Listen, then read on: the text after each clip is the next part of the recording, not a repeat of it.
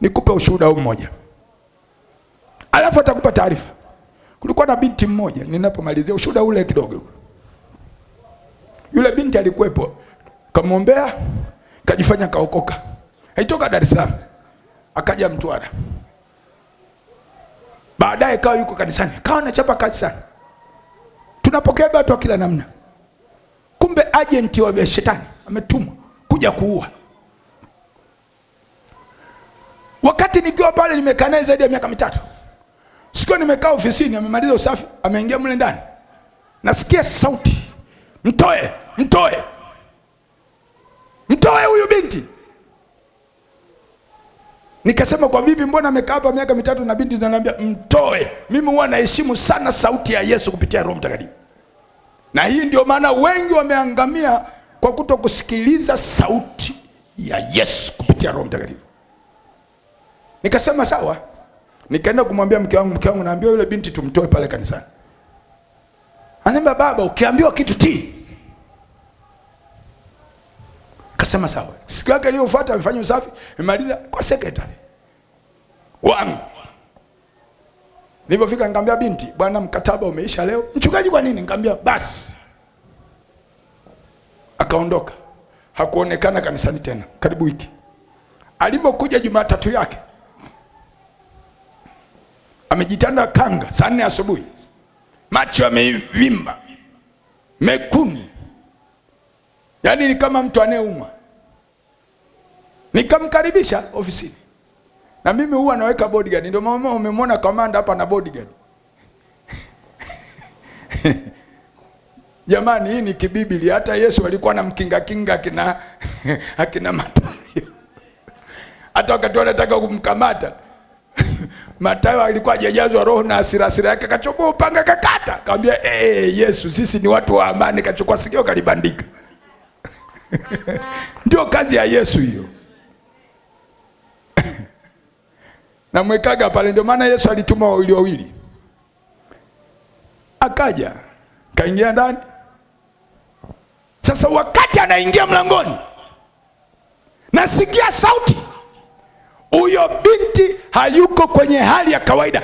Sauti ya Roho ya Yesu ananiambia huyo binti hayuko kwenye hali ya kawaida, uwe macho Joji. Kasema sawa. Nasikia sauti. Roho akiingia atakupasha habari, hutembei kama kipofu. Huwezi ukakutwa na mabaya, utaambiwa. Nikasema sawa. Akakaa hapo. Nikamwambia, "Binti, vipi? Mbona sijakuona Jumapili? Wiki yote nilikuwa naumwa, mchungaji." "Naomba nimekuja hapa uniombee." Sawa. Sasa Mungu Roho Mtakatifu ananiambia hivi, usifumbe macho. Na hii ndio kanuni. Unapokemea pepo hatufumbagi macho. Shughuli hiyo. Sio hata kama umejaa upako na mbakatikaje, usifumbe we. Hatari hiyo. Ona mtu. Sasa nimeenda pale, akaniambia simama kwa mbali. Ndio kama hapa. Yeye kakaa hapa. Nikasogea pembeni kidogo. Amejitanda ushungi. Kumbe ana silaha. Yako duniani ujue hayo. Nikasema, Baba, katika jina la Yesu, ninakemea kila udhaifu ndani ya mwili huu. Katika jina la Yesu. Ninakemea udhaifu, toka. Nilivyosema toka, alivyatoka kwenye kanga na kisu kirefu kama hivi. Anakuja. Shetani akikushindwa kiroho, anakuja kimwili. Nguvu za Mungu zitakusaidia. Nguvu za Roho Mtakatifu zitakukinga na mauti. Zitakukinga na mauti na kifo na maadui zako. Korabaseke. Amefyatua kila kisu na kuua wewe George. Unatutesa kwenye nchi, unatutesa. Kwa nini unasema siri zetu? Sisi hatufanyi kazi zetu, unatuharibia mambo yetu na kuua wewe. Alikuja analeta kisu shingoni. Mimi nakemea tu kwa jina Yesu, kwa jina Yesu. Lakini ndio maana Paulo anasema na mazoezi ya mwili yafaa kidogo. mbinu ya kijeshi ikaja. Huku namwita kijana wangu, njoo. Nikasema hapa Bwana Yesu nifanyia, asema ngwala hapo chwa na huku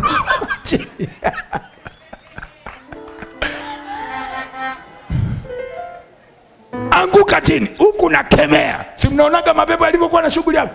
Mmeona hapa wiki yote mapepo alivyokuwa anatusumbua hapa? Mwanaume mmoja huwezi kushika, ni shughuli.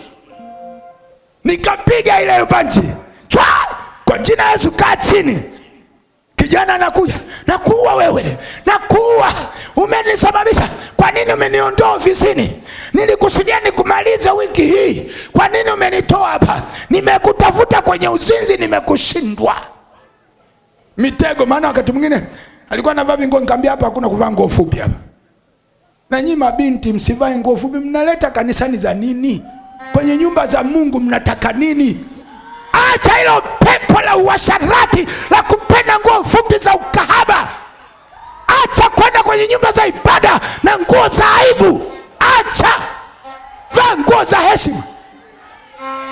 Sisi tukikuona umevaa nguo za ajabu, tunajua ni kahaba, hata kama unaimba, hata kama unahubiri. Alikuwa anavaa nguo fupi. Na wakati mwingine nikiingia ana deki. Unazunguka nini? Hatukitegeki, tulio na roho tunaijua dhambi na madhara yake. Wewe unaifuata dhambi kwa sababu hujui madhara yake. Madhara yake ni hatari. Suleiman anazungumza kwenye kitabu cha Mhubiri sura 6 ile. Biblia inasema azinie na mwanamke hana akili kabisa. Tena afanye jambo atakayeangamiza roho yake. Yaani hata kama una PhD, kama unazini, unaacha mke wako, unaacha mume wako, Biblia inasema huna akili, ufahamu wa kimungu huna. Maana unafanya jambo utakaloangamiza nafsi yako. Unajua ukitembea nje ya mume wako, nje ya mke wako, au binti kama unachepuka, unazoa mikosi na balaa.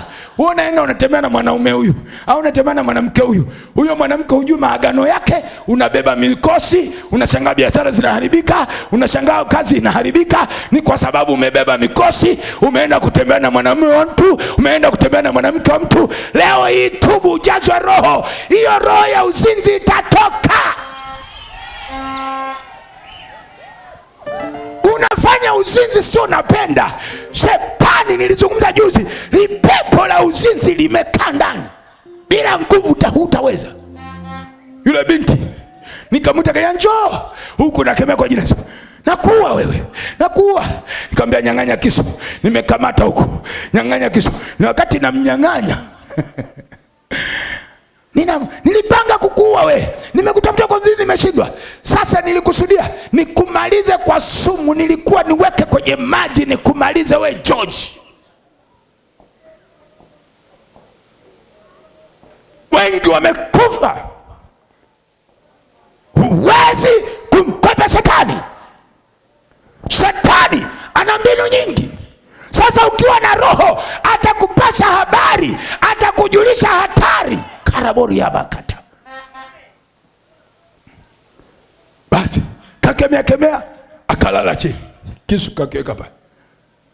Kaambia kijana kama mlangoni, akazinduka. Nikamuuliza swali moja, wewe umeokoka?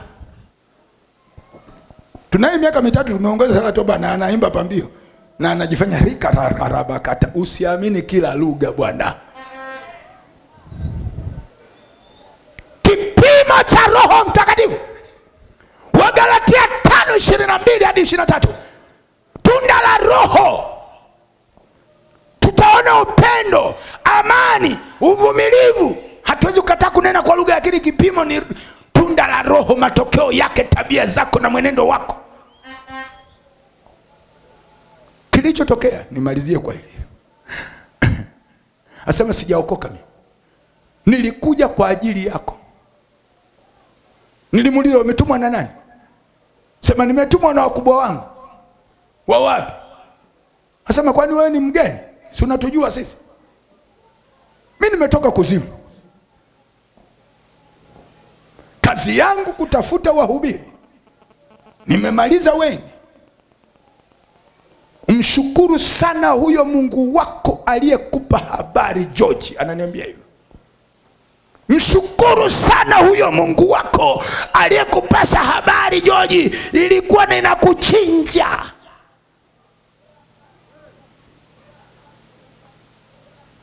Anamaliza. Nikamwambia sasa umeshindwa. Niliye naye ni mkuu kuliko Lucifer. Tulie naye. Ukiokoka unavikwa nguvu za Yesu. Ukitubu dhambi, Yesu anajaza nguvu. Shetani hatakuweza, mapepo hayatakuweza, wachawi hawatakuweza. Ndio uzuri wa kutubu dhambi na kuokoka. Ndio maana wale watu wa Israeli kule wakasema, tutendeje ndugu zetu tupate nguvu hii?